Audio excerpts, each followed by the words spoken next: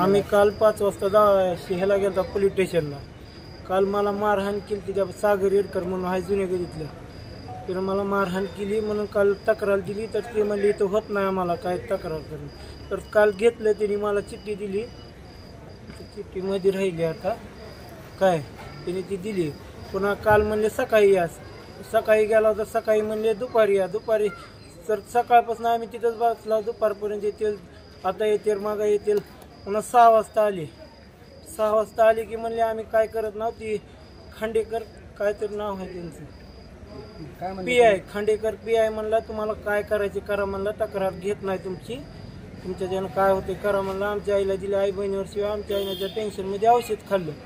ते औषध खाल्लं आणि ती दुसरा जी टकला सर आहे त्याला बाहेर नेऊन ती सागर येडकरनं सारखं नेऊन बाहेर त्याला पैसे चारले. त्यानं म्हणला तुम्ही कलेक्टर ऑफिसला निवेदन का दिले त्याच्यामुळे तुमची तक्रार घेत नाही.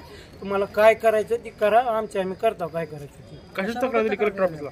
ती मला मारहाण केली. त्यानं माझ्या 2 मोटरसायकली नेल्यात उचलून. पुणे सागर येडकर म्हणून आहे आणि त्यानं सारखं ती माझ्या मागं मोठा सपोर्ट आहे म्हणून म्हणलं. कशासाठी मोटरसायकल उचलून नेले? मी त्याच्याकडून लाख रुपये घेतले होते पप्पाच्या पायाला ऑपरेशनला. तर त्यानं मला 30 रुपये टक्क्यानं माझ्याकडून पैसे घेतला. 1 लाखाचे त्यानं 2,20,000 घेतलं तरी बी म्हणते आणि बी पैसे आहेतच. आता म्हणलं 1 लाख रुपये दे तेव्हा देतो. माझं बॉन्ड त्याच्याकडे आहे. 2 चेक आहे. 4 चेक दिलेले आहेत. त्याच्यावर सही करून त्यानं घेतलेली आहे. RC बुक परमिट ती सगळं त्यानं माझं घेतलेलं आहे. मला म्हणलं पोलिस मी खरेदी करू शकतो म्हणलं. तुला काय करायचं ती करा. पोलिस बी तीच म्हणले आम्ही तक्रार घेत ना म्हणले तुझी. आमचा समजच नाही म्हणले. तुला काय करायचं हॉस्पिटलला कशाला आला तुम्ही? माझ्या भावानं बी औषध पिलंय आणि आमच्या आईनं बी औषध पिलंय. त्याच्या भावानं कशामुळे औषध पिलंय?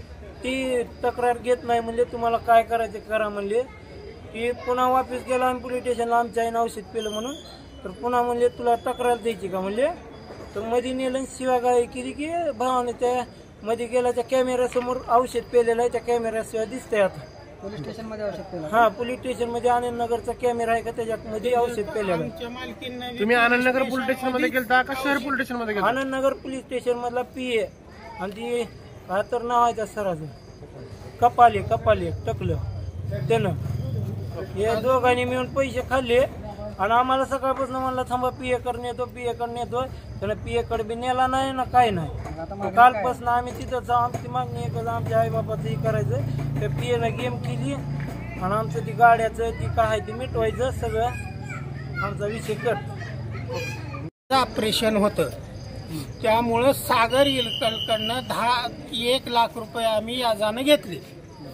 त्यानं 1 लाखाच्या वर आमच्या मुलाकडनं त्यानं 180 मोबाईलवर त्याला पैसे पाठविलेलं सुद्धा आहे. तरी माझी गाडी रिक्षा अडवून मला तिथं आपे शोरूम समोर आमच्या बारक्या पोराला मारला आणि माझ्या बी धमकी दिला आणि विनाकारण मला म्हणतोय की त्याच्या बापाला मी शिवाय दिल्या म्हणून. आम्ही गरीब माणसं आहे. आमच्या पायाचं ऑपरेशन सुद्धा व्हायला झालंय. त्या पैसे माझे त्यानं खाऊन टाकला. मी घरात सडत बसलेला आहे आणि ह्याच्यामुळं त्यानं मारल्यामुळं आम्ही तिथं दखल हे करायला गेलतो तक्रार द्यायला. तर त्यांनी तक्रार घेतली नाही. उलटा मला लुटू लावलं बाहेर. पायाचा वास आलाय म्हणून असं केलं. कोण म्हणत होतं पायाचा वाशाना? ते टकल काय नाव आहे की त्यांचं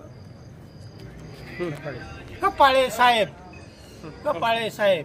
आम्ही सकाळ काय मागणी तुमच्याला? आता काय नाही. बघा माझं असं हाल झाले.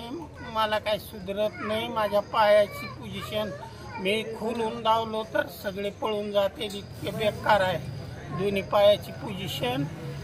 सगळे आमचं कमी तेवढं त्यांनी घेत होते आणि ह्याच्यावर कोण दखल देत नाही. पोलीस काही करीत नाही काय नाही. हे असं झालंय. आता बघा माझ्या दोन्ही आमच्या मालकीनला आणि आमच्या पोरानं बी औषध पेलंय. मला इथं दवाखान्यात 2 वेळेस 3 वेळेस झटका आलेला होता ह्या पायामुळं. तरी माझी पोझिशन अशी आहे की बेकार. आणि अजून एक त्याच्या बापाकडनं मी एक रिक्षा घेतली होती रिक्षा चालविण्यासाठी मला कामधंदा होत नाही, त्याचे पैसे देणं आहे मला, म्हणून मी रिक्षा त्याच्या बापाकडनं विकत घेतली. माझ्याकडे बॉन्ड आहे, सर्व आहे त्याचा कागदपत्र. तर त्यानं काय म्हणतंय की रिक्षा मी वापस घेतो म्हणतंय, हे मॅक्झिमा रिक्षा वापस घेणार आहे म्हणतंय आणि असं धमकी द्यायला लागले त्यानं. आता मागणी काय आहे तुमची? आम्हाला काय त्याच्याकडनं अपेक्षा नाही, आमच्या गाड्या तेवढ्या त्यानं द्याव्या, आम्हाला त्याच्यावर केस करायच्या, ते आमच्या पोरायला मारून टाकतो म्हणू लागले.